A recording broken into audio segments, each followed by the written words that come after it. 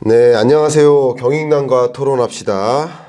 경익남과 토론합시다의 원조 이광수 대표님 초대합니다. 안녕하세요. 안녕하세요. 인사. 경인남 네. 구독자 여러분 다시 만나뵙게 돼서 반갑습니다. 오늘 또 즐거운 마음으로 왔고요. 또 김광석 교수님하고 편안하게 얘기하고 여러분한테 도움드리는 그런 말씀을 드리고 또 가겠습니다. 오늘 좀 제가 좀 달라 보이지 않나요, 교수님? 네, 오늘 좀 유독 멋있으신데요. 약간 네. 비슷해 보이지 않아요? 멋있으세요. 김광석 네. 스타일처럼 보이지 않아요? 예, 제 스타일이긴 한데 하여튼 멋있으시네요. 사실은 여러분 이 옷이요, 오늘 김광석 교수님이 저한테 선물 주셨어요. 네. 근데 너무 저한테 딱 맞고, 네. 여러분 어떠세요? 잘 어울리나요? 너무 감사합니다. 네, 너무 멋있고요. 오늘 이 옷값 하고 가야겠다. 열심히. 감사합니다. 옷값 하려면 한 10번 찍으셔야 10시간. 10시간 찍으셔야 되는데 감사하고요. 아유, 감사합니다. 이 경익남과 토론합시다라는 이 시리즈가 돌이켜보면 처음 대표님을 만나서 네. 이렇게 대담을 촬영하려고 딱 앉았는데 우리 제작진이 이렇게 질문지를 주셨어요. 오늘도 또 질문지를 이렇게만큼 주셨는데 네. 그 질문지의 그 첫 질문을 딱 드리고는 나머지 질문을 읽지 않았어요. 왜냐면 첫 질문을 드렸는데 그 첫 질문 가지고 대화를 오고 가면서 네, 네. 굉장히 재밌는 게 토론이 되어서 네. 그래서 그때부터 내 채널만의 특징으로서 네. 토론을 해보자. 네. 고 토론을 또 지향하는 그 배경 중에 하나가 여러분들이 그 다양한 견해를 달리 들여다보고 코끼리를 봐도 이쪽에서 저쪽에서 밑에서 위로 그래야 코끼리를 온전히 볼 수 있다. 그런 의도였거든요. 네. 맞습니다. 이 토론은 결국엔 특히 이제 뭐 자산 시장이나 경제에서 굉장히 전 중요하다고 봐요. 네. 왜냐하면 결국 쉽게 말해서 우리가 경제나 아니면 뭐 부동산 얘기하는 게 돈을 벌려고 하는 거잖아요. 네. 근데 돈을 벌려면 그 복합적인 사고를 해야 됩니다. 네. 근데 네. 복합적인 사고의 가장 기본은 다양한 의견을 얻는 거예요. 그렇죠. 그래서 이런 토론이라든지 이걸 통해서 보시는 분들이 한 곳에 치우치지 않는 그런 생각들을 갖게 되는 게 전 굉장히 중요하다고 봐요. 네. 사실 제가 MBC의 100분 토론을 몇 번 나갔는데 전 그건 토론이라고 생각하지 않아요. 네. 왜냐하면 질문을 예. 사회자가 하잖아요. 네네. 그리고 사회자가 중간에 들어가서 뭔가 조율도 하고 하잖아요. 네. 근데 말하는 사람끼리 주고받아야죠. 네. 근데 예전에 손석희 앵커가 하던 100분 토론은 그랬어요. 그래서 껴들지 않겠습니다. 대신 시간을 초과하거나 그런 게 전 토론이라고 보거든요. 그렇군요. 근데 특히 경제 관련된 뭐 이런 대화인데 그런 토론이 아예 없어요. 제가 최근에 어디 유튜브 찍었는데 어떤 분 뭐 예를 들어서 집값 좀 빠진다고 하는데 집값 오른 분이 왔어요. 네. 근데 말씀하시길래 제가 듣고 바로 질문했더니 뭐라고 하시냐면 왜 자기한테 직접 질문하냐.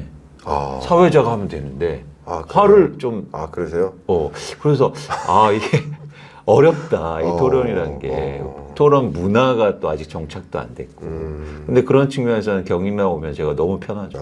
네. 감사하고 정말 말씀이 맞는 게 제가 이제 방송계에서 여러분들을 이제 뵈면 이광수 대표님하고 토론하고 싶지 않다. 대표님은 토론하고 싶다 하지만 다른 사람들이 대표님하고 싫어요. 토론하고 싶어 하지 않는데요. 예, 않는다고 합니다. 그래서 토론 뭐 이런 거 이렇게 왔을 때 누구랑 하냐 뭐 했을 때 이광수 대표님 그럼 나 안 해.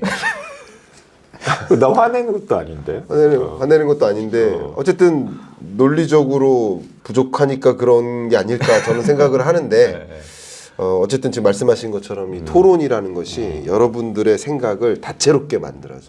근거를 탄탄하게 만들어. 그렇죠. 내가 미처 못 봤던 부분도 보게 만들어. 그렇죠. 그래서 오늘도 여러분이 오늘 여러 가지 부동산이나 거시경제 관점에서 우리가 조망을 해볼 텐데 그런 것들을 좀 다채롭게 너무 좋습니다. 보시기를 좀 바라겠습니다. 전 사실은 교수님하고 그러니까 경익남 와서 교수님하고 얘기하면서 배우는 게 많아요. 그래서 즐거워요. 이 시간이. 그렇게 말씀해 주셔서 감사하고 제가 배우는 시간이 되고 있습니다. 항상. 그러니까 서로 이렇게 배우고 이런 저희가 얻는 것들을 구독자분들도 워낙 좋으신 분들이 많으시니까 그거를 이제는 좀 캐치하고 그러셨으면 좋겠다. 좋습니다. 네. 자, 제가 첫 번째로 드리고 싶은 질문이 이제 얼마 전에 또 북미 다녀오셨잖아요. 네. 미국 상업용 부동산 시장이 예사롭지 않습니다. 네. 예, 어떻게 혹시 생각하십니까?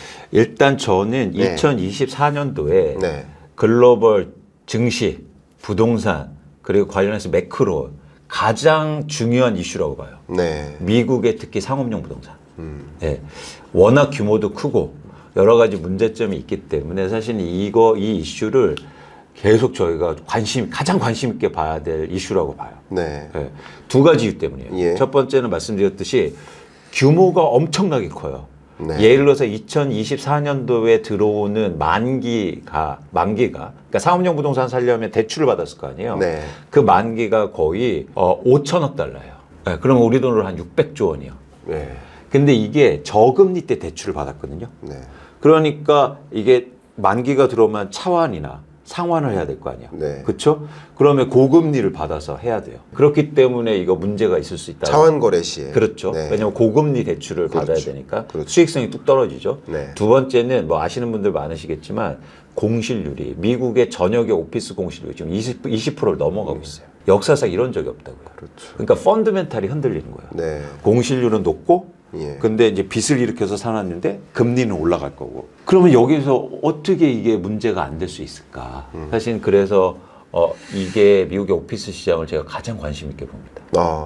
저도 말씀하시는 부분이 좀 공감되는 게 우리나라는 이제 뭐 가계부채 구조로도 보면 우리 약 1,900조 원에 해당하는 가계부채 규모에서 87% 정도가 변동금리 대출이에요. 그렇죠. 근데 미국의 경우에는 고정금리 대출이 더 많아요. 비중이. 맞습니다. 그러니까 맞습니다. 기본적으로 생태계가 그렇죠. 그렇게 구성돼 있어요. 나름 20년, 21년, 22년 초까지 받았던 그 고정금리로 받았던 금리는 워낙 싸기 때문에 이 상업용 부동산 시장의 공실이 계속 커지고는 있지만 버틸 수 있었던 거예요. 그렇죠. 예, 저금리로 받았기 때문에. 그렇죠.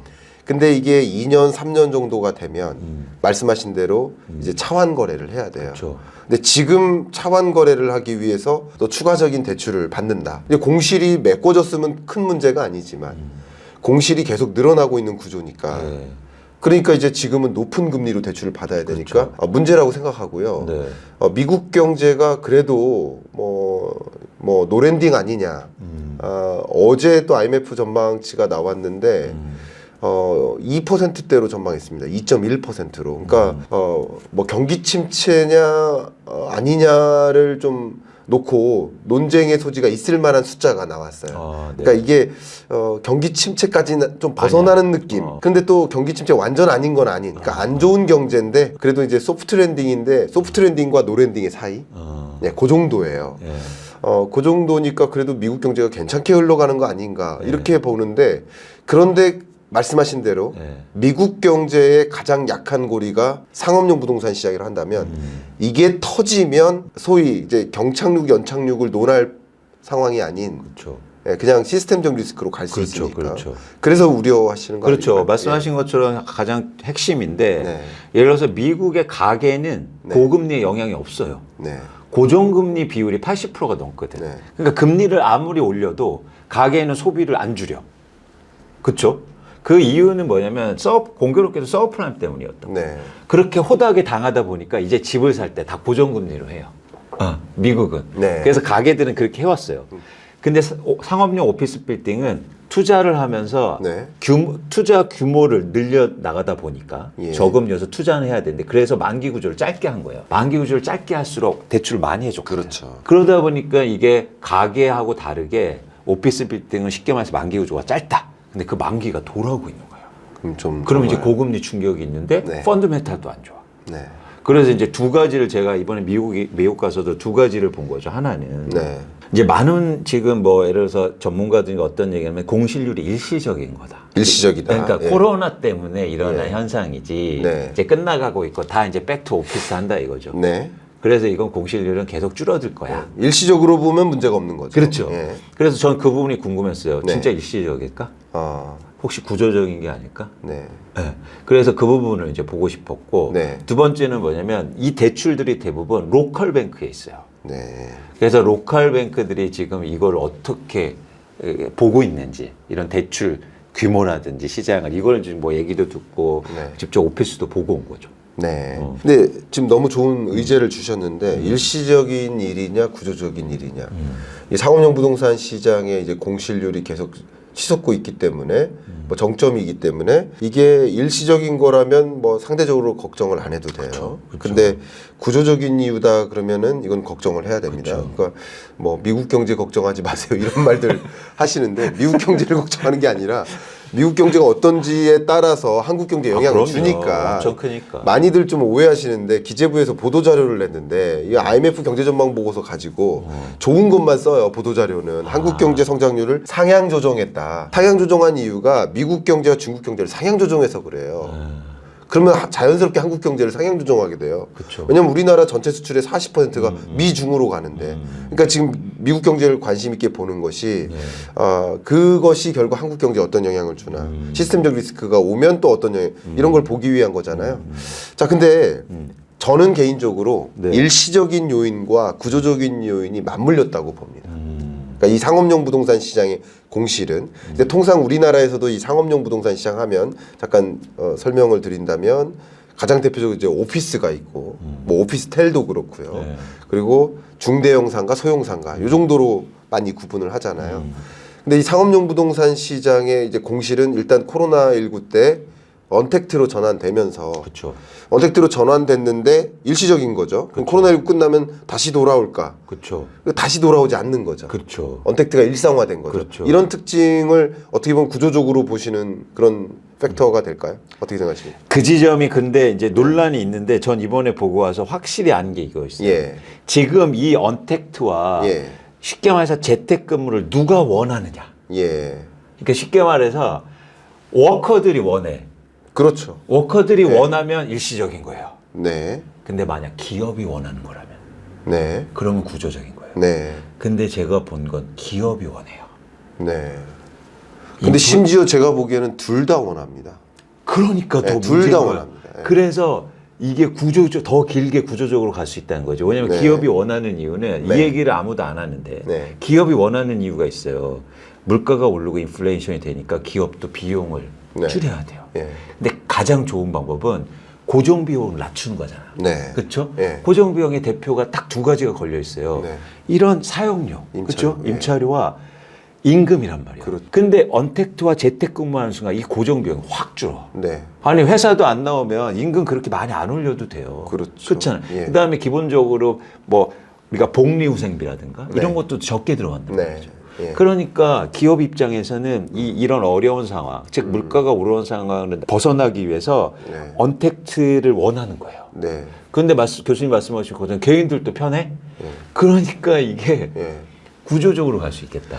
이게 저희가 싸워야 되는데 계속 공감합니다. 그러니까 제가 공감하는 말씀을 또 드린다면 이게 되게 재밌는 게 지금 미국에서 잡 오프닝이 많아요. 그러니까 신규 일자리가 많이 창출이 돼요. 네, 네. 근데 그만큼 인력이 안 구해져요.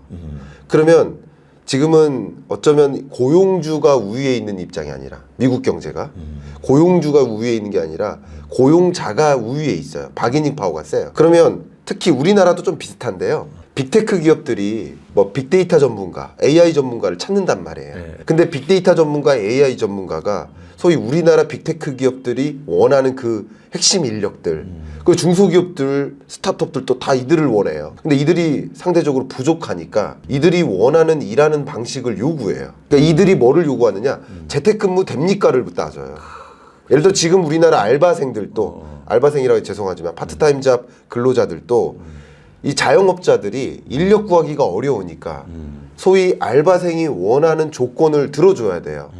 조건이 뭔지 아세요? 요즘 MZ세대들의 조건이 몰라요. 화장실 청소 안 하는 조건입니다. 그러니까 대표가 화장실 청소를 해요. 이런 식으로 누가 조금 더 바기닝 파워가 세냐에 따라서 달라지는데 제가 잠깐 좀 어려운 얘기를 한다면 베버리지 커브라고 합니다. 이게 뭐냐면 그 신규 일자리가 얼마나 창출되는지 그게 수직축. 수평축은 인플로이먼트, 언인플로이먼트 실업률이에요. 이게 무슨 말이냐면 실업률이 낮을수록 그리고 일자리 창출이 높을수록 좋잖아요. 그러니까 이게 사사분면을 그리면 이쪽에 위치할수록 좋아요. 실업률은 낮고 그렇죠. 잡 오프닝은 많은 거. 그렇죠. 그러니까 베버리지 커브로 봤을 때 가장 좋은 이 구간에 있어요. 지금. 예. 그러니까 실업률도 낮고 완전 고용이죠. 4%가 안 되죠. 그러니까 최근 기준으로 4.8%.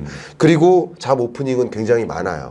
그러니까 이런 시장이니까 상대적으로 고용주가 요구하는 일보다 인력보다 일자리를 원하는 사람들이 까다롭게 따진단 말이야. 뭐를 따지느냐? 재택근무 됩니까? 그리고 말씀하신 대로 기업 입장에서도 언택트로 했더니 의외로 생산성이 안 줄어요. 근데 생산성은 줄긴 줄겠죠. 조금 줄어요. 그러나 그거보다 임대료 감소라든가 비용 감소폭이 더 커요.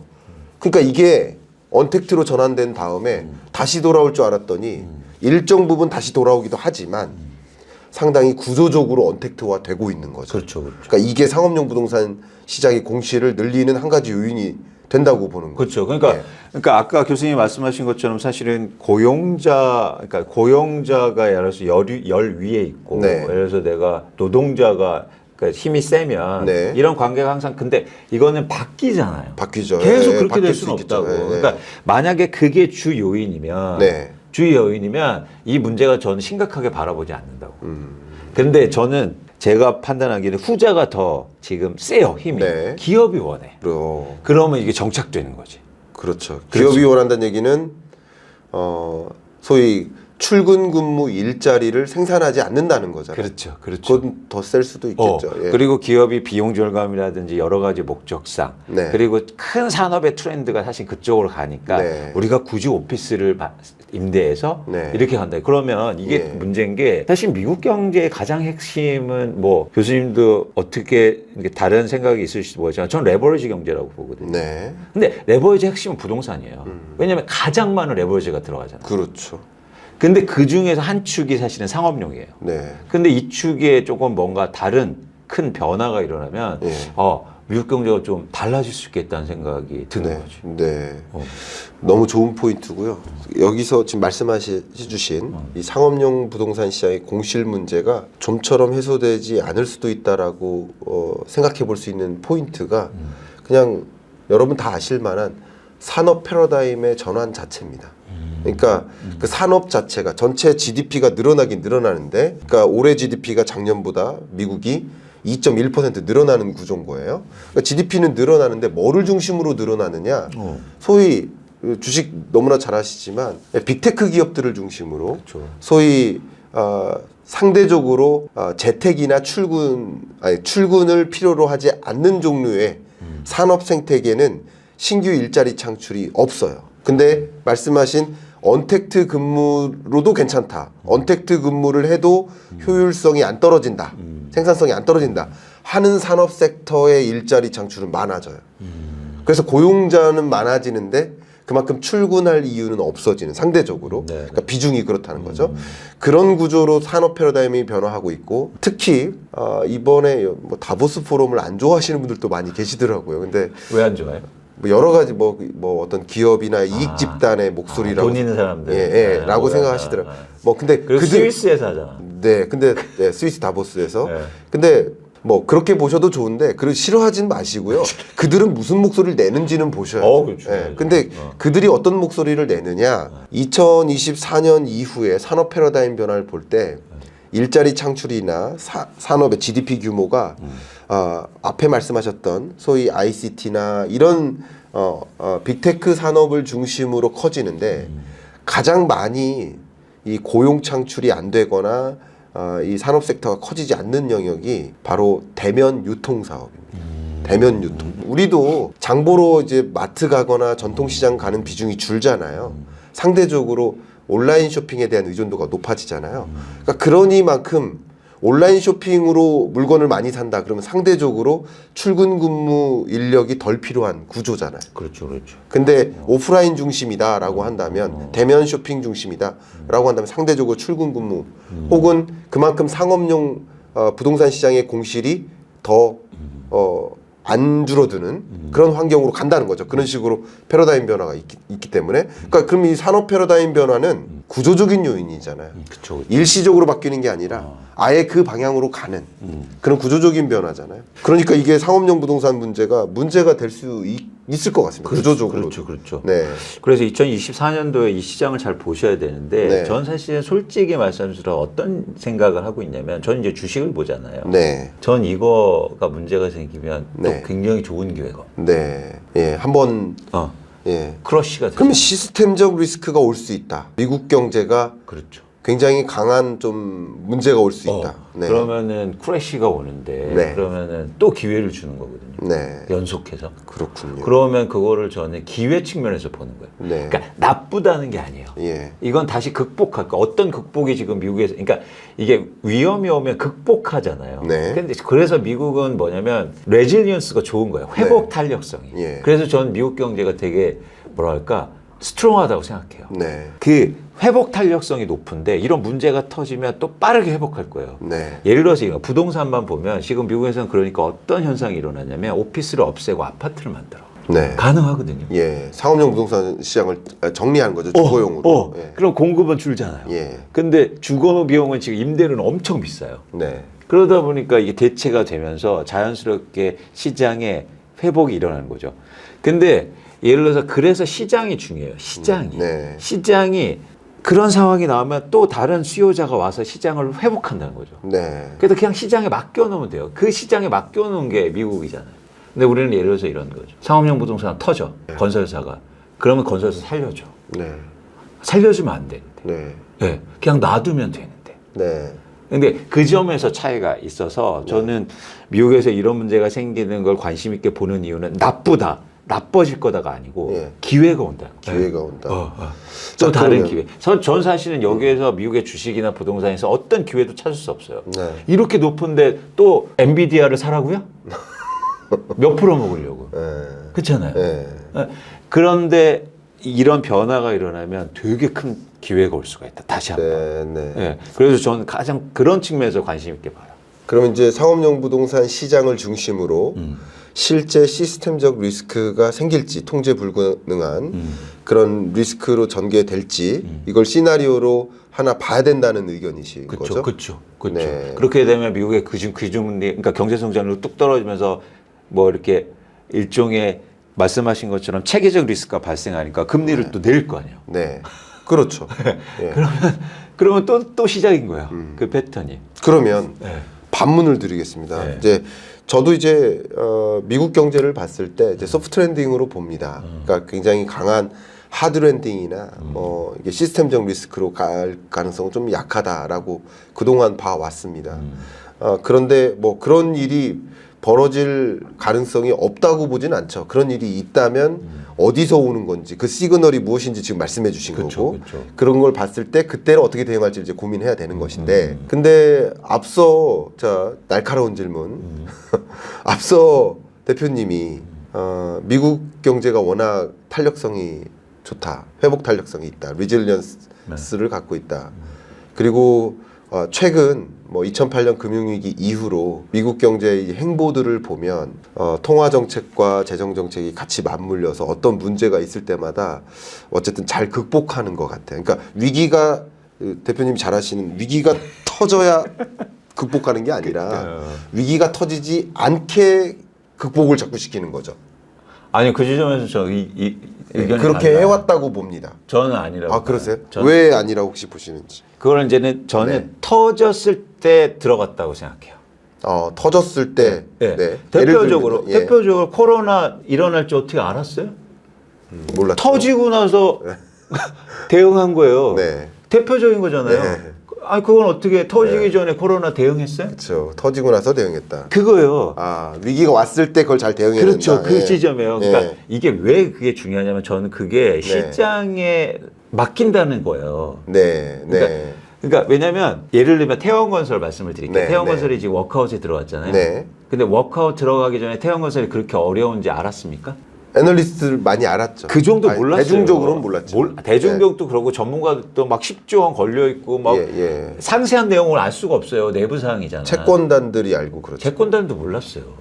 알 수가 없다고요. 저는 알았는데. 아니 구체적으로 거기서 2.7조가 예. 이게 분양률이 얼마고 이런 내용은 모르잖아요. 뭐 부채 비율이나 이런 재무 상황이 그건 알지만 굉장히 안 좋다라는. 네. 그건 알지만 전체 규모라든지 비교 아, 예, 차원은 예. 알지만 그 내용에 들어가서 네. 내가 지금 전주에 아파트를 짓고 있는데 네. 거기에 분양이 몇 프로여서 여기 VF 대출해서 근데 위기가 터지니까 네. 그걸 다 보여주지 않습니까? 그렇죠, 그렇죠. 이게 중요해요. 네. 그래야 대책이 나오거든요. 정확한 대책. 네네. 근데 미국은 거기에서 되게 강했던 거죠. 터지니까 네. 그걸 딱 타겟팅해서 정확한 대책이 나온 거예요. 저는 그 지점에서 이제 이견이 있는 거죠. 네. 미리 대비하지 않았다. 대비할 수도 없었고. 그런 지점에서는 예를 들어서 이 문제도 전 그렇게 생각한다고 봐요. 네. 지금 문제 얘기를 많이 하지도 않고 네. 그리고 많이 위험성도 아는데 이게 터지면 이제는 대응이 나오겠죠. 네. 그러면 그럼 또 미리 예비하지 않는다. 예. 어쨌든 그러면 이제 상업용 부동산 시장조차도 터지지 않도록 관리하는 게 아니라 터지면 터지라고 놔둔다는 거죠. 그렇죠. 미국의 그렇죠. 스타일이. 그렇죠. 그렇게 생각하신다는 그렇죠. 거죠. 그거를 근데 저는 이거는 이제 음모론 들어간 건데. 네. 아, 음모론. 예. 그래야 기회가 생기기 때문이에요. 아, 그래야 기회가 생기기 때문에 터지라고 놔둔다는 네. 거죠. 미국이. 네. 네. 그러니까 결국에는 뭐 그게 누가 됐든 그래야 기회가 생기지 미리 예방하면 기회가 없잖아요. 네. 그렇죠? 네. 네. 그렇게 보시는 거예요. 네. 그래서 그 기회를 이건 음모론입니다. 네, 네. 어떤 근거는 없어요.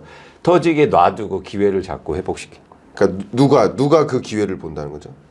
누가 정부가? 됐든, 돈 있는 사람이 예, 됐든 예. 아니면 거대한 이런 그런 세력이 됐든 네. 근데 그런 문화가 미국 안에 있는 것 같아요. 네. 예, 예. 좀 더 뭐 정말 말 그대로의 생 자본주의죠. 그치. 그러니까 정책의 관여를 최소화하려는 노력은 있겠죠. 뭐 정당에 따라 좀 차이가 있겠지만 미국 자본주의가 좀 더 생 자본주의적 성향이 있죠. 그렇죠. 그러니까 자본주의 생리에 맞게 그렇죠. 쓰러질 애들은 좀 쓰러져야 된다라고 그렇죠. 판단하는 경향성이 우리 한국보다는 훨씬 강하다고 봅니다. 아니 교수님 자본주의 핵심은 유한 책임이거든요. 네, 네, 그러니까 네. 유한 책임이라는 거 이면에는 뭐냐면 네. 망하게 한다는 거예요. 네, 예. 망한데 어쨌든 타격을 적게 망하고 개인들한테 책임까지 안 물겠다. 그러면서 자본주의가 발전하는 거거든요. 네. 왜냐하면 그래야 모험 투자가 가능하니까. 네. 그러니까 그런 유한 책임에 대해서 명확한 거니까 망하게 놔두는 거야. 네.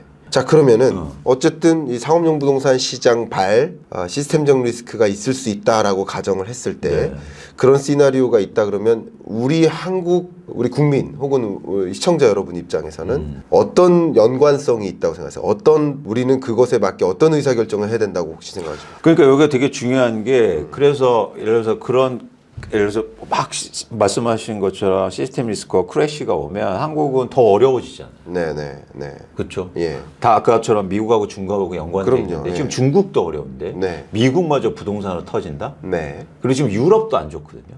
유럽이 안 좋습니다. 유럽의 특히 건설 회사들이 안 좋아요. 네. 이건 구조에 다시 말씀드릴게요. 네. 그러면 안 좋아 우리나라 당연히 GDP 성장도 떨어지고 환율 변동성도 되게 커질 거고. 네. 그래서 훨씬 더 저는 한국의 충격이 클 수도 있다는 거죠. 네. 근데 우리는 그걸 회복할 힘이 없다는 거예요. 그렇죠. 그 지점이 안타까워요. 네. 왜? 그 회복은 사실은 어디에서 오냐면 아주 근저에는 네. 사실 전 소비에서 온다고 봐요. 네. 경제의 큰 서클 안에서. 네. 근데 우리는 소비 여력이 현저히 떨어졌다고. 왜? 가계부채가 너무 많으니까. 그렇죠. 돈을 쓸 수가 없어. 네. 근데 미국은 막 여기 해도 가게들이 계속 사고 네. 돈 쓰고 제가 이번에 미국 갔는데 놀랄 만한 게 예. 물가가 엄청 올랐는데 레스토랑이 꽉꽉 차요. 예. 저 미국 가서 이번에 처음 느꼈던 게 그 웨이터들이 엄청 친절해졌어. 예. 아니 원래 친절한 사람들이 아니거든. 그렇죠. 근데 밥 먹을 때 계속 물어서 맛있냐 예. 물어봐요. 예. 근데 그 이유를 알았어요. 음식값이 비싸니까 팁도 엄청 올라갔잖아. 네. 그러니까 잘해주면 팁 비율이 조금만 올라도 돈을 많이 받는 거야. 음. 그러니까 친절해지는 거죠. 네. 그게 바로 전 소비의 힘이라고 보거든요. 어. 그러니까 미국은 소비가 탄탄한 게 굉장히 그러니까 뭐랄까 베이스먼트가 탄탄한 거지. 근데 우리나라는 너무 크게 약하다. 그러니까요. 그래서 저는 이게 더 불안하게 이 상황을 보는 겁니다. 저도 이제 세계 경제를 이제 볼 때, 그러니까 미국 경제는 나름 이제 소프트 랜딩에 가까운 연착륙하는 흐름이고, 물론 24년은 2%대 성장률을 좀 유지한다라고 좀 전제를 했을 때 25년 경제가 또 어려워요. 그러니까 점차 둔화되는 거예요. 점차 1%대입니다. 그러니까 이렇게 둔화되는데 그 중국 경제도 뭐 작년이 5%대, 올해가 또 4%대, 또 내년도 4% 초반, 내내후 그 다음 해가 뭐 3%뭐 이렇게 중국 경제가 이제 둔화되고 있고. 근데 또 하나가 유럽이죠. 말씀하신 대로. 유럽 경제가 제가 보기에는 가장 약한 고리예요. 지금 현재 봤을 때. 근데 이게 수출만 따져봐도 우리 경제의 이제 권역별로 쪼개면 중, 미, 유로존. 이거 55% 정도 됩니다. 우리나라 전체 수출에. 그러니까 우리 한국 경제로서는 이 세 개 권역이 약한 고리가 있다거나 점차 둔화되는 흐름이기 때문에 그냥 이대로 뒀다가는 같이 쪼그라드는 거예요. 그리고 같이. 그 폭이 예. 훨씬 클 수 있겠죠. 그렇죠. 영향이. 예. 그런 면에서 지금 상업용 부동산 시장의 부실 문제를 여러분 시나리오로서 가정하고. 근데 제가 이 상업용 부동산을 이렇게 정부 일종의 뭐라고 할까요? 정부한테 얘기를 했어요. 이걸 네. 좀 주의해야 된다. 근데 답변이 뭔지 아세요? 뭡니까? 우리 상업용 부동산 한국에서 투자한 게 별로 없대요. 우리나라가 아니, 진짜 할 말을 잃었어. 아이고 안타깝네요.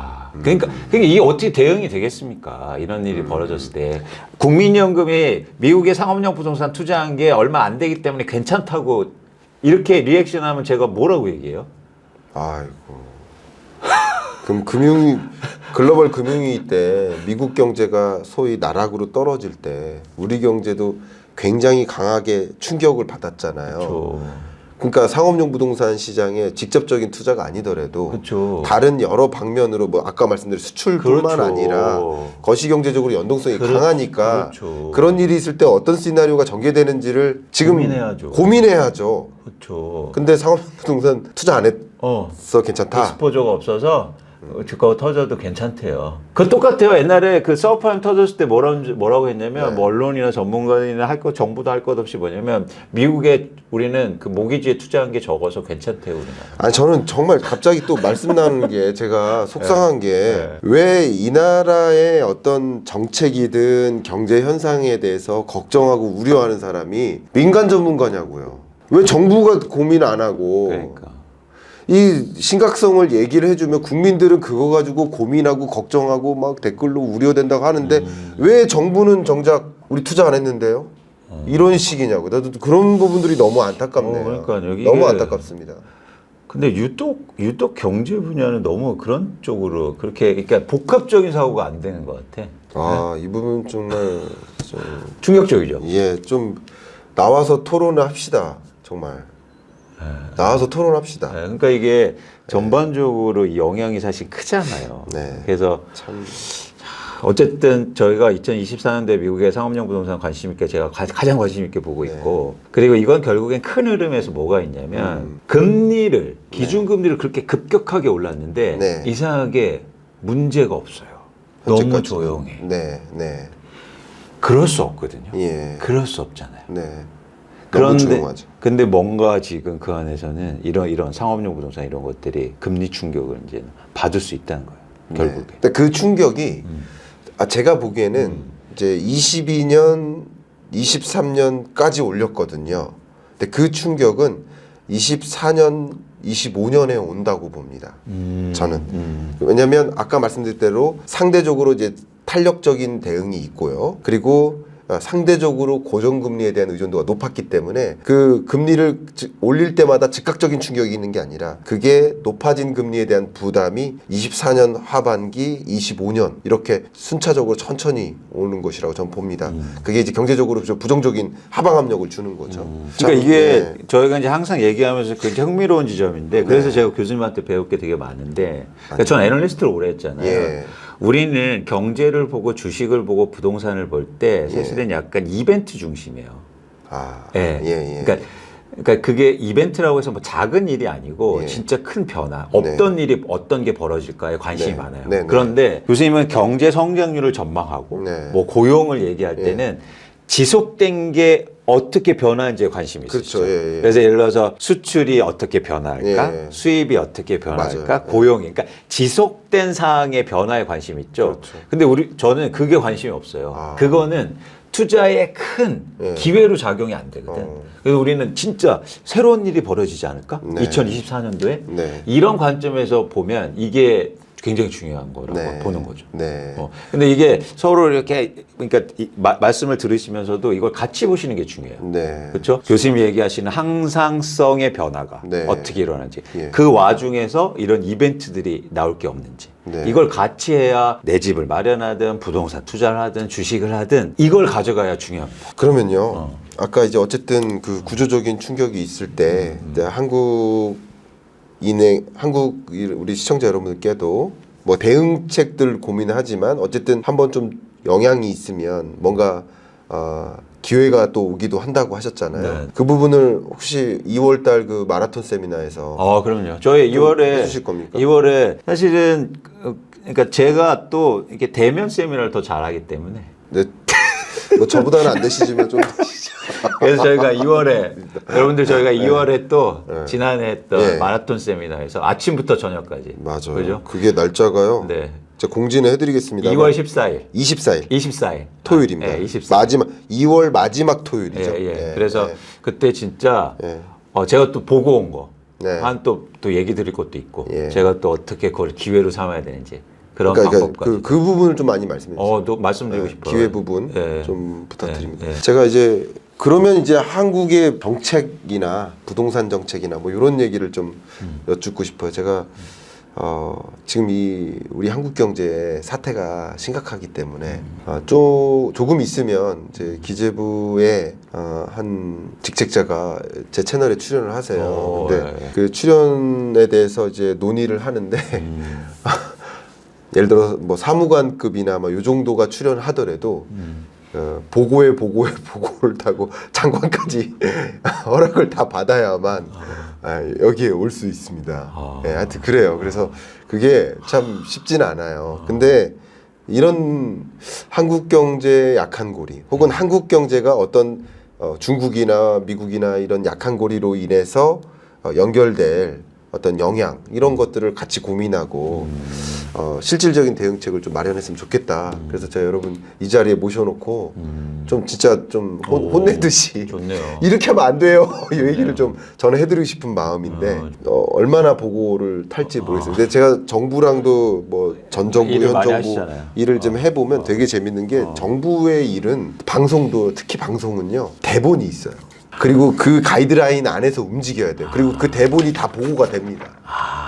그게 절대 다른 얘기를 하면 안 되는구나. 그런 게 있어요. 자기 생각이나. 자기 생각을 얘기하면 마치 정부의 입장인 것처럼 받아들이니까 그래서 좀 그런 신중함이 있는데 그래서 어떻게 토론이 되겠는지 참 걱정이 그건 됩니다. 토론이 아니죠, 뭐.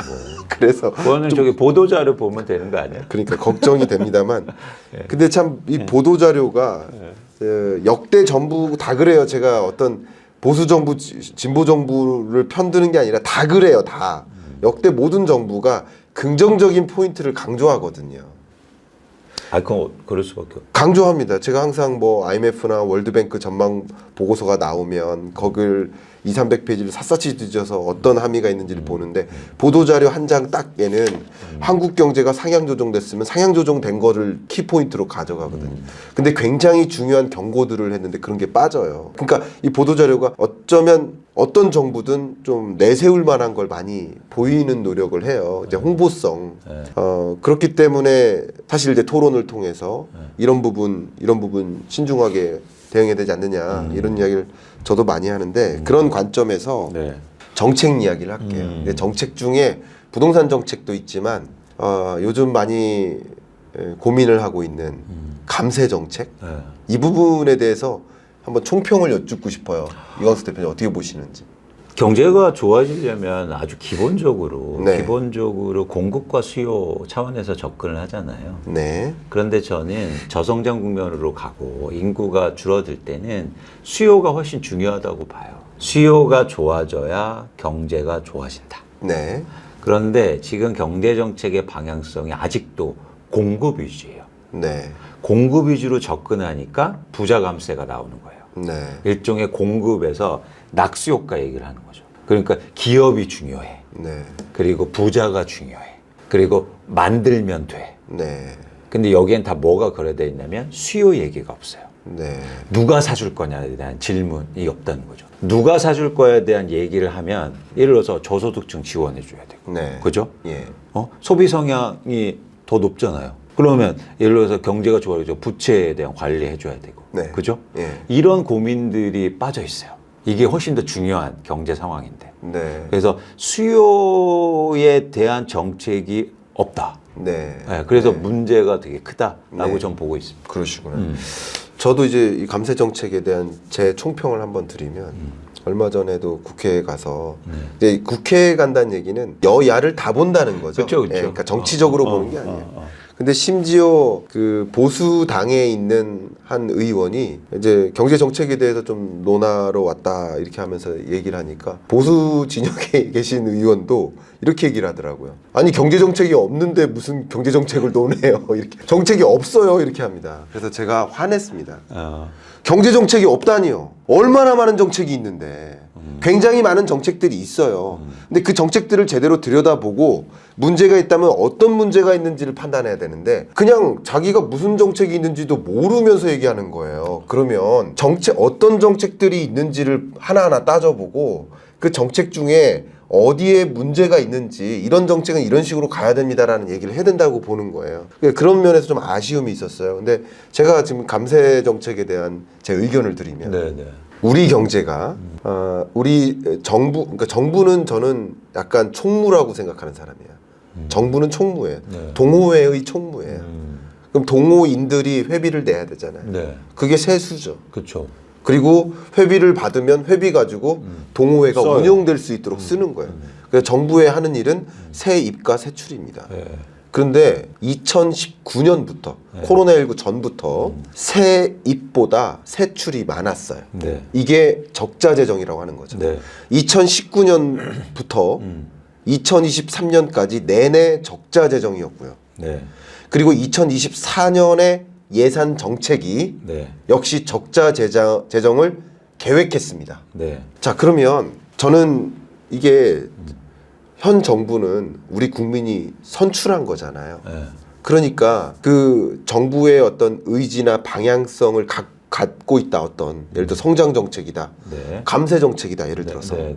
그것도 그 방향성을 이미 갖고 있는 정부를 뽑았으니 저는 그 방향성 자체를 크게 문제 삼고 싶진 않아요. 뽑았으니까. 우리가 뽑았는데요. 네. 우리가 뽑았으니까 그 방향성 자체는 그냥 그렇다고 쳐요. 네. 근데 그 방향성대로 가는 데 있어서 정말 중요한 게 상충되는 게 있어요. 네. 왜냐하면 현 정부가 지향했던 것이 뭐 재정 준칙을 마련한다 네. 라든가 재정 건전성을 확보하겠다라든가 그러면 감세 정책과 비교했을 때 그 두 가지 정책 기조가 만약에 상충되면 고민을 해야 돼요. 감세 정책을 하라고 여러분들이 뽑아 놓으신 겁니다. 쉽게 말하면.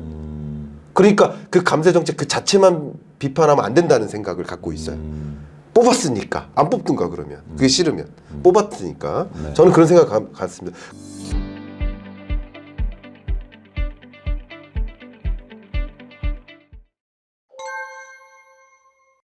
그래서 지지해주고 응원할 건 응원해줘야 된다고 생각을 해요. 이 나라가 잘 되도록 하기 위해서. 근데 네. 지금 무슨 말씀을 드리는 거냐. 2019년부터 적자 재정인데, 그러니까 마이너스 재정인 거예요. 네. 회비는 덜 거쳤는데 많이 썼어. 더 많이 쓰는 거예요, 지금. 그리고 24년도 그럴 겁니다. 네. 근데 지금 현 정부의 대부분의 경제 정책들을 보면 다 세제 감면입니다.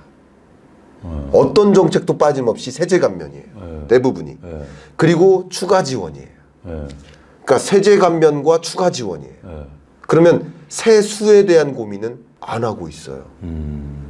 예를 들어 금융투자소득세를 뭐 줄여주겠다, 네, 뭐 법인세를 감면해주겠다, 그 세제를 감면해주겠다라는 생각을 한다면 그거 오케이.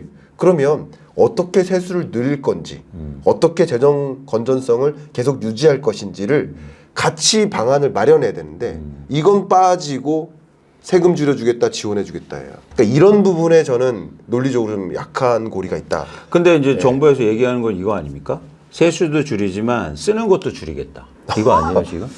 아, 정확히 보면 그거 어떻게 되는 거예요? 쓰는 거를 안 줄여? 쓰는 양을 줄이는 건 아닙니다. 아, 그러니까 항상 예산은 늘어요. 전년보다 늘어요. 그러겠죠. 전년보다 느는데 어떨 때는 5% 느리고 전년도보다 예를 들어서 700조의 예산을 운영하잖아요. 그럼 700조의 예산 중에 내년은 예를 들어서 작년은 650조였다. 그러면 내년은 660조, 내후년은 670조. 이런 식으로 전년도보다 느리긴 늘려요. 늘리지만 늘리는 양이 늘리는 폭이 줄어드는 거죠.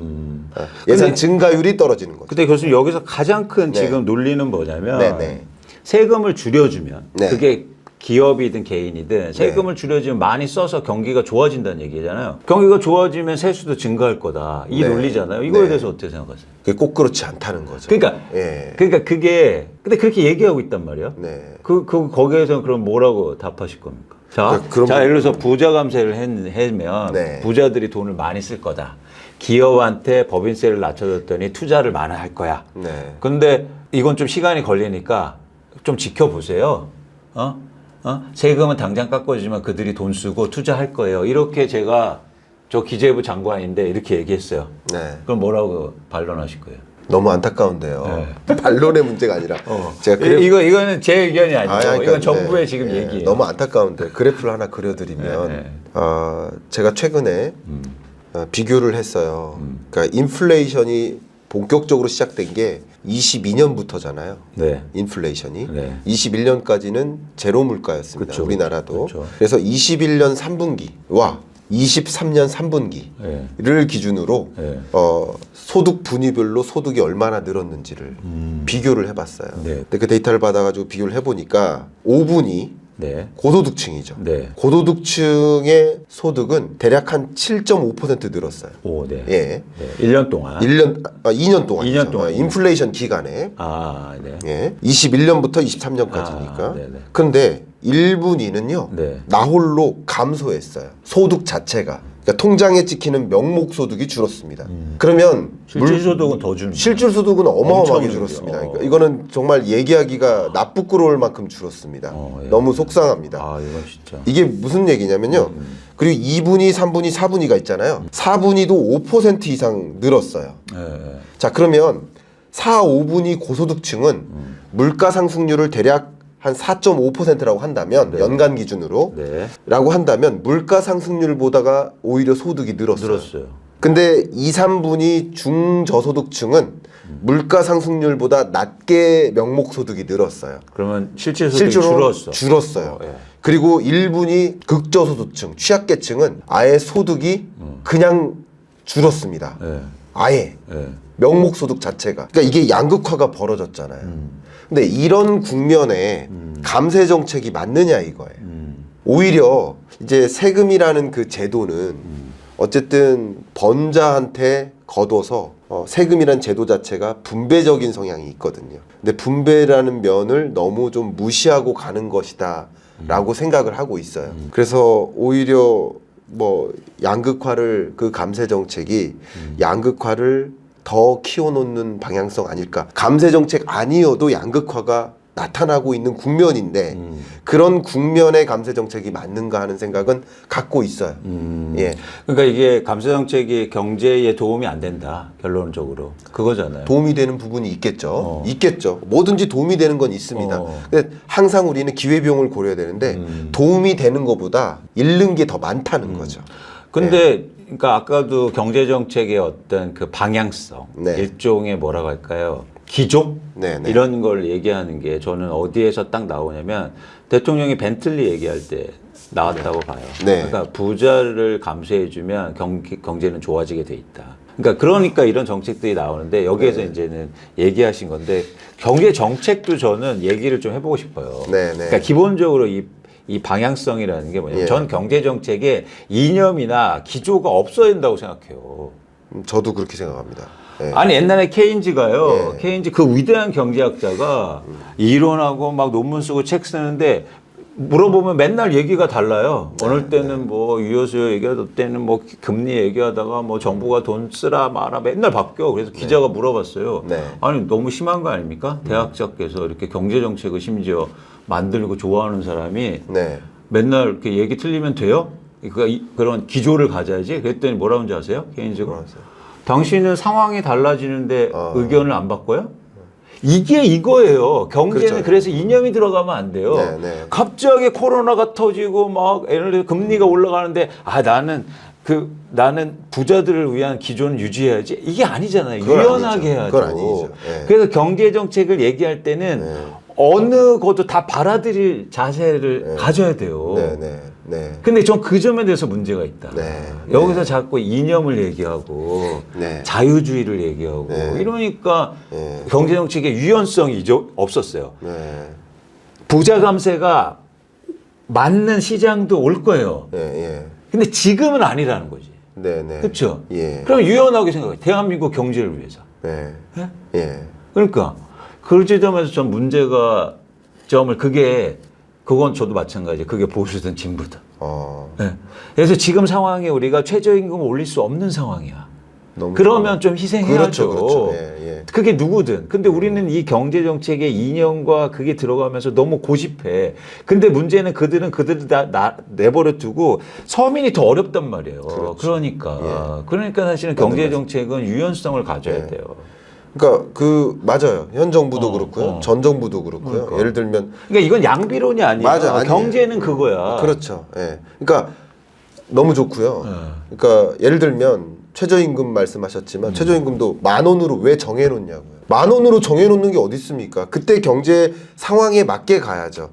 근데 제가 실제 그 말씀하시니까 제가 칼럼을 한 3년 전에 썼던 칼럼 제목이 있는데 좋은 공약 불이행이라고 했어요.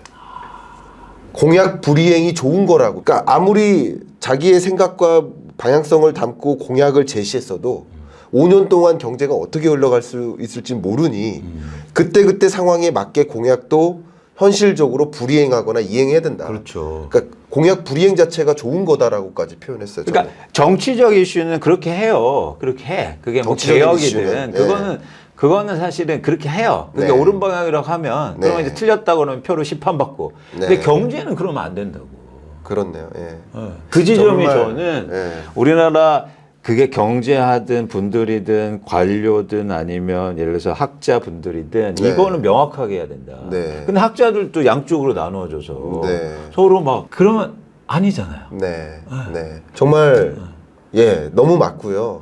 이 경제 정책을 논할 때 항상 말씀드리지만 정치적인 편에 서서 논하면 안 되거든요. 그렇죠. 정치적인 편을 없애놓고 정책을 논해야 되고 그것을 긍정하든 부정하든 여러 목소리를 담아야 더 한 단계 더 좋은 방향으로 간다고 생각합니다. 그래서 좀 아쉬운 게 네. 이렇게 저희가 경제 정책에 얘기하는 걸 또 정치적으로 해석하기 때문에 문제가 또 있는 거예요. 절대 그럴 예를 들어서 윤석열 정부의 이런 정책들을 저희가 막 얘기하고 예. 문제점을 지적해요. 그러면 뭐라고 하냐면 저 좌파네. 이렇게 얘기해 버려. 그리고 예를 들어서 그 정부에 얘기하면 그냥 정치하고 연결시켜 버려요. 그건 아니잖아요. 네, 네, 네, 맞아요. 네, 네. 그러니까 이거는 사회적 인식도 좀 바뀌어야 될 필요가 있다는 거죠. 명확히 제가 고지하면 저는 뭐 이광수 대표님도 마찬가지일 거라고 생각하지만 정치를 비판하는 게 아니고 정책을 비판하는 그렇죠. 정책을. 그렇죠. 네, 정책을 그래야 한 단계 우리 사회가 더 나은 방향으로 간다라는 생각을 갖고 근데 있습니다. 제가 요즘 이제 정책 비판을 좀 하니까 네. 어떤 분들이 그러더라고. 그럼 대안을 내놓으라고. 근데 예. 저는 우리는 예. 돈 주면 대안 내놓지. 네. 그렇죠. 우리 오프라인 마라톤 세미나에서 대안을 내놓으시잖아요. 대안까지 예. 내놓으라고. 예, 그 재밌는 표현이. 그래서 그렇습니다. 참, 이제 네. 정책 얘기를 했으니까 너무 좋고요. 그 말씀을 꼭 하고 싶었어요. 너무 좋습니다. 그러니까 감세 정책조차도 지금 현재 경제가 뭐 사실 뭐 이런 상황까지 왔으면 이런 상황에 맞는 현실적인 정책으로 가야 되는데 그냥 재정 준칙은 어디로 가고 재정 건전성은 어디로 가고 이 적자 재정을 지금 2019년부터 계속 유지하고 있고 2025년도 그럴 것 같아요. 지금 보니까. 그럼 이런 상황이면 이 정부가 지속 가능하지 않습니다. 아니, 근데 재정 적자 계속 가면. 교수님 예. 이런 상황 속에서 근데 그 네. 지점에 궁금한 게 있어요. 네. 재정 적자가 기속되면 왜 문제가 생겨요? 재정 적자가 네. 약간 이 적자의 개념이 부채 같은 거예요. 그 부채 같은 거여서 예를 들면 지금까지는 내 자산을 증식시키기 위해서 만약에 이만큼 부채를 끌어다가 부동산도 사고 막 만약에 했단 말이에요. 근데 또 여기서 한 단계 도약하려면 이제는 부채를 짊어질 여지가 없는 거예요. 이게 마치 일본의 중앙은행도 지금 마이너스 0.1%라는 정책 금리를 정말 7년 동안 계속 유지해 왔는데 금리를 정상화한다. 마이너스 금리가 아닌 플러스 금리로 만들고자 합니다. 이런 이유도 다 그런 겁니다. 뭐냐면 정책 카드가 지금 손실돼 가고 있는 거예요. 예를 들어서 이런 좀 경기 침체나 이런 둔화처럼 계속만 간다면 재정 적재를 계속 감당해 가면서 살아갈 수 있어요. 그런데 환란이 오면요. 예. 팬데믹 위기 카드가 같이 없다. 팬데믹 경제 위기와 같은 그런 우리가 예상치 못한 특히 아까 말씀하셨던 미국 상업용 부동산발 금융 리스크가 있다. 그러면 또 막대한 재정을 또 투입해야 되고 또 일본 같은 경우는 금리를 인하해야 되는데 총은 있지만 총알이 없는 거죠. 그러니까 이 재정 적자가 계속된다는 얘기는 장기적으로 봤을 때 대외적인 거대한 변수에 대응할 만한 능력이 손실됨을 얘기하고요. 그리고 총알이 없는 상황이 되는 거예요. 그렇기 때문에 이 재정 적자를 지금 2024년 기획재정부의 전망대로만 말씀드리면 2024년이 우리나라 최초로 역사상 최초로 GDP 대비 재정 적자의 비율이 50%를 초과하는 해예요. 계속 이렇게만 가다 보면 결과적으로 우리 정부가 어떤 위기 대응 능력이 상실되고요. 전쟁 나면 어떡할 거예요? 전쟁 안 날리라는 법이 있습니까? 금융위기 안 날리라는 법이 있습니까? 중국발 리스크 터지지 않으라는 법이 있을까요? 우리나라 내부적인 문제도 있잖아요. 부동산 PF와 같은. 이런 어떤 여러 가지 문제들이 터져서 시스템적 리스크가 발생했을 때 대응을 해야 됩니다. 그러니까 일본도 지금 마이너스 금리를 플러스로 바꾸려고 지금 시간을 보고 있는데 보는 이유가 그거예요. 왜냐하면 마이너스 금리면 일본도 20년 팬데믹 때 금리를 인하 못했어요. 이미 마이너스 금리였기 때문에. 그러니까 수단이 없는 거예요. 다른 정책만 가동하는 거죠. 그러니까 왼손잡이, 한 손잡이인가, 양손잡이가 아닌. 그러니까 그랬기 때문에 지금 이렇게 재정 적자를 계속 유지해서 계속 키워만 가면 국가 채무를 키워만 가면 위기 대응 능력이 사라진다. 그러니까 이게 논의의 출발점이 저는 네. 이 재정 준칙이라든지 재정 건전성의 논란이 그러니까 예. 문제가 예. 교수님이 얘기한 것처럼 위기 대응 능력 차원에서 접근하면 좋은데 지금은 네. 뭐냐면 예를 들어서 전 정부가 빚을 많이 졌기 때문에 줄여야 된다. 논리의 구조가. 아닙니다. 그러니까 그렇지 그렇게 얘기를 하고 있다고요. 그렇게 얘기하고 이해가 안 있잖아. 갑니다. 그러니까, 예. 그러니까 이게 이런 것도 중요하죠. 모든 경제 정책이 유연해야 되지만 사실은 다수로부터 인정을 받아야 추진력이 생기잖아요. 네. 그런 부분에 대해서 예를 들어서 그게 부족한 것 같아요. 네, 네. 그러니까 말씀하신 것처럼 우리가 왜 재정 준칙을 준수하고 네. 왜 재정 건전성을 확보해야 되느냐. 예. 이런 위기 대응 능력을 하기 위해서 지금 예. 조금 나을 때 해야 됩니다라고 하면 이해가 되잖아. 예, 예, 근데 문재인 정부 때 너무 많이 써서 돈을 네. 예? 예. 이제 쓰면 안 된대. 그러니까 이렇게 하면 안 된다는 거죠. 네. 그러니까 그런 네. 측면에서 또 하나 근데 제가 질문 드릴 게 있어요. 네. 지금은 위기가 아닙니까? 그러니까 이게 좋은 말씀이에요. 그러니까 그래서 저는 지금 써야 된다. 지금. 네. 그러니까 위기가 왔잖아요. 전 위기라고 생각해요. 네. 대한민국이. 네. 근데 위기가 왔는데도 돈을 안 쓰면 그럼 언제 씁니까? 정부는? 네. 돈 언제 쓸 거예요? 그거 저금해 놓을 거야? 정부는 필연적이지만 사실은 부채가 계속 쌓일 수밖에 없잖아요. 네, 네. 그렇죠? 예. 그거는 불가피한. 그리고 왜 저는 정부가 그런 속성을 갖냐면 신용도가 가장 높고 어떤 주체보다도 그죠? 네. 그렇기 때문에 금리가 가장 싸고 그렇죠. 그리고 정부는 사실은 세입보다도 세입은 고정돼 있고 네. 지출은 변동성이 크기 때문에 네. 그렇죠. 그래서 지출로 유연하게 한다면 사실 부채가 계속 쌓일 수밖에 없고 어느 정도의 부채는 불가피하다고 생각해요. 네, 네. 그래서 말씀하신 것처럼 전 지금 위기라고 판단하면 돈을 써야 될 거 아니에요. 네, 네. 그러니까 위기냐 위기가 아니냐 어. 이걸 논하면 저 이 말씀은 드릴까요? 네. 이제 왜냐하면 저는 이 정의에 부합해야 된다고 항상 생각을 해요. 그러니까 이제 데피니션 네. 그 정의, 네. 저스티스 말고요. 네. 데피니션에 좀 부합해야 된다고 생각하는 사람이어서 이제 우리가 소위 얘기하는 위기 그 위기 국면 맞죠. 근데 우리가 생각하는 이제 경제적으로 경제 위기 구간이냐라고 하면 그 위기 구간은 아니라고 보는 거죠. 예, 왜냐하면 정리를 잠깐 한다면 네. 근래 들어서 IMF 외환 위기 역성장했죠. 마이너스 5.1%. 네, 네. 전쟁 수준입니다. 이게. 네. 2008년 금융 위기. 네. 그리고 2020년 팬데믹 경제 위기. 그렇죠. 그러니까 근래 들어 이 세 번의 경제 위기가 있었고요. 23년, 24년은 경기 침체. 네. 예, 그러니까 데피니션 상에서는. 근데 여러 가지 위기는 아니고 예, 경제 위기는 아니고 침체다. 침체라고 하는 거 이걸 명확히 구분해야 된다는 생각을 갖고 있는 사람이고요. 그리고 두 가지 다르니까 그때 나타나는 현상도 다르니까 그러나 그러니까 뭐 우리 경제 주체가 상황 인식으로는 말씀하시는 위기 상황 맞죠. 그런 위기가 아니라고 할 수는 없죠. 근데 위기가 아니라고 생각하는 게 그게 위기다라고 하시는 분도 계신데 그러니까 그 위기의 정의를 저는 명확히 가져가고 그건 싶어서 맞습니다. 그래서 말씀드린 그러니까 거죠. 저도 위기라고 말씀을 드렸는데 네. 저도 데피니션이 있어요. 예. 뭐냐면 저는 그러니까 소비가 네. 줄어들고 네. 수치보다도 소비가 줄고 서민 경제가 어려우면 저는 위기라고 생각해요. 내수가 네. 어려우면. 네, 네, 그런데 지금 그 내수나 이런 차원에서는 그러니까 팬데믹하고는 다르게 구조적으로 지금 위기 구간에 돌입하고 있다. 네. 그러면 거기에서 대응해서 정부가 좀 적극적으로 재정 정책을 쓰고 네. 그리고 뭔가 해야 되는데 네. 근데 계속 이렇게 적자 재정 안 하겠다 네. 이렇게 하고 있으니까 사실 저는 조금 이게 맞는 건가 이제 생각이 드는 거죠. 그럼 뭐 의견을 드리면 반쪽 위기다라는 표현을 써볼게요. 그러니까 앞서 제가 그 그래프로 설명을 드렸잖아요. 네. 그러니까 소위 4, 5분이 고소득층은 위기가 아니죠. 소득이 더 늘었는데 그렇네요. 물가 상승률보다도 늘었는데 그렇네요. 근데 저소득층의 경우에는 위기인 게 맞습니다. 그렇죠. 네, 너무나 큰 위기인 거예요.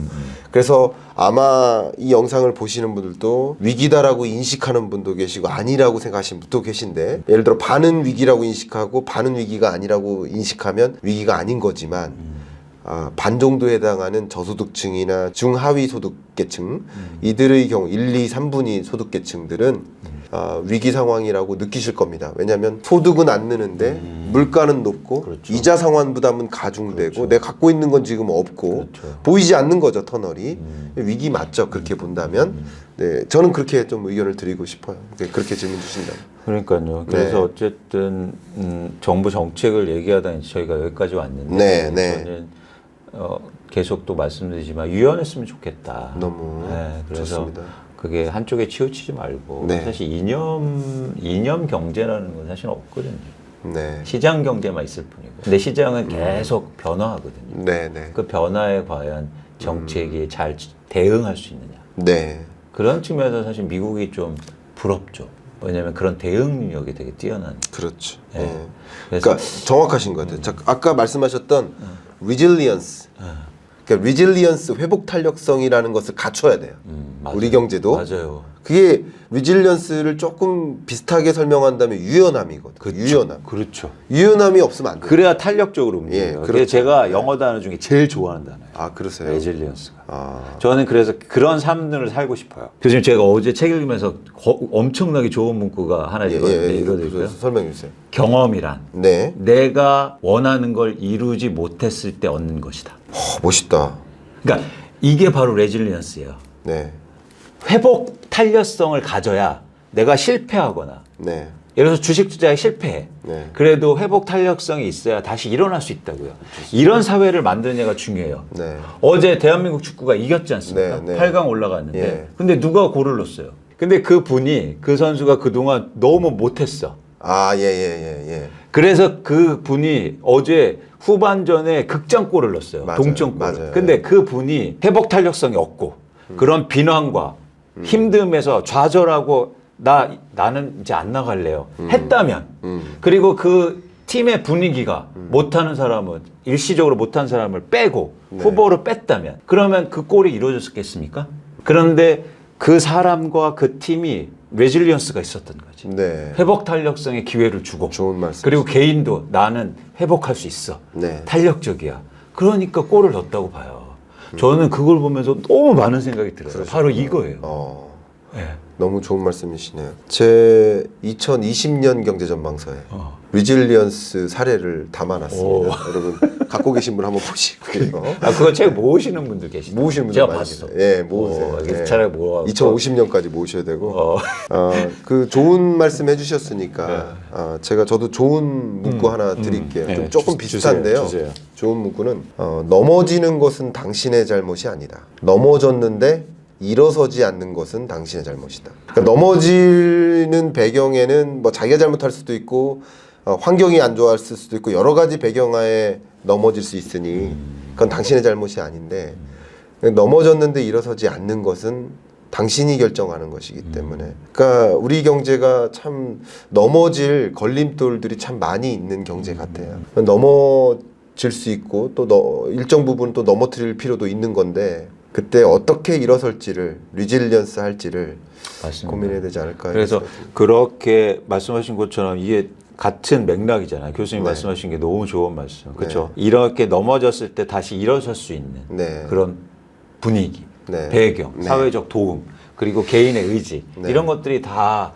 하는 사회가 네. 그래서 대한민국이 되고 대한민국 경제가 됐으면 너무 좋겠다는 거죠. 저희 어. 또 질문지 이만큼 해놓고 부동산 정책, 부동산 전망 해야 되는데 여러분 듣고 싶으신데 부동산 PF 지금 질문지가 지금 10개가 남아있는데 지금 하나도 못했어요. 다음에 아니 한 5시간 해요. 5시간.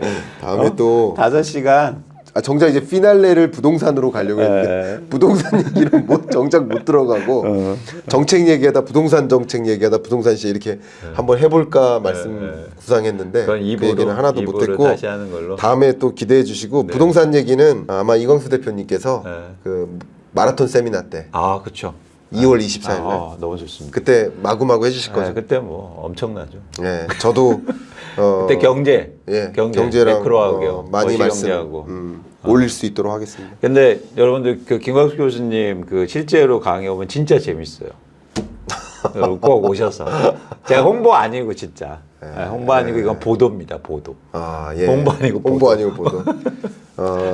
이광수 대표님 강의도 여러분 기대가 별로 없으시잖아요. 기대보단 좋으세요. 농담입니다. 그게 좋아요. 그게 좋아요. 네, 진짜 좋습니다. 그리고 또 토론 과정이 전 좋은 것 같아요. 아, 저희끼리 우리 얘기하는 일기에서 오셨던 분들이 계시지만 뭐 이렇게 주고받고 토론하는 네. 오프라인에서 너무 좋죠. 네. 네. 여러분 많이 기대해 주시고 관심 네. 있으신 분들 참여해 주시고 좋습니다. 그렇게 하도록 하겠고 저희 벌써 끝나나요? 점심 드시러 가시죠. 벌써 끝났나요? 네, 끝나야죠. 옷 너무 멋있죠.